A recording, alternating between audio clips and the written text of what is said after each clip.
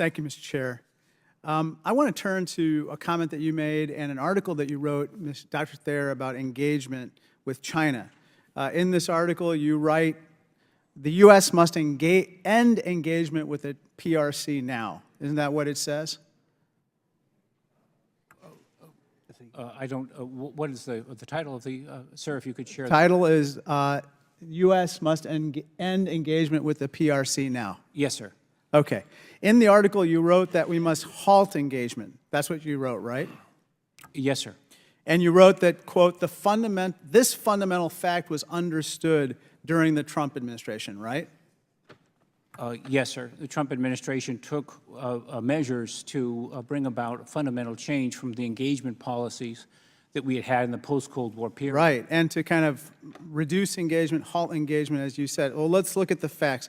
Let me show you the first picture, this graphic here. Here's a picture of the first summit of Trump and Xi at Mar-a-Lago. That's Trump and Xi, right, Dr. Thayer? Yes, sir, it is. Let me show you this next graphic. Here is Chairman Xi hosting Donald Trump in China. That's Trump and Xi, right? Yes, sir. Let me show you this next picture. This is a picture of Donald Trump engaging with Chairman Xi in Hamburg, Germany. Isn't that right? Yes, sir. It's a picture of those individuals. And let me show you this next one. Here's a picture of Donald Trump with Xi in Buenos Aires, engaging again, right? Yes, sir. And let me show you this next one. Here's a picture of Donald Trump and Chairman Xi engaging with each other in Osaka, Japan. That's Trump and Xi, correct? Yes, sir. Dr. Thayer, these are all official meetings between Donald Trump and Chairman Xi, and I count just 5 in these pictures here, and I think there are a lot more.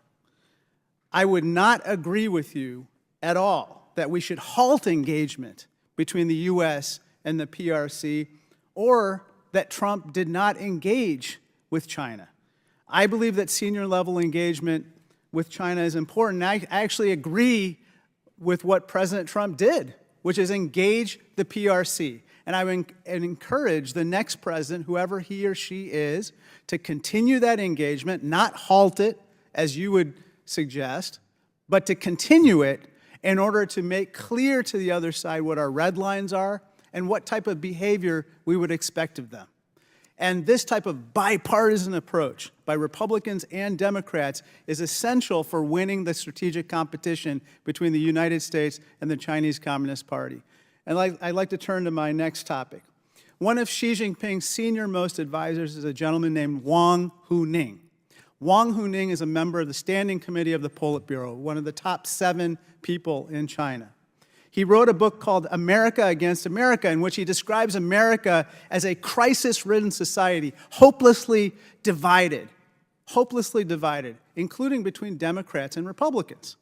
Mr. Stokes, you would agree with me that the CCP and other foreign adversaries seek to keep us fighting, Republicans and Democrats fighting with each other, because in that state we are much weaker in the competition between the U.S. and China, correct? Yes, Congressman, I agree.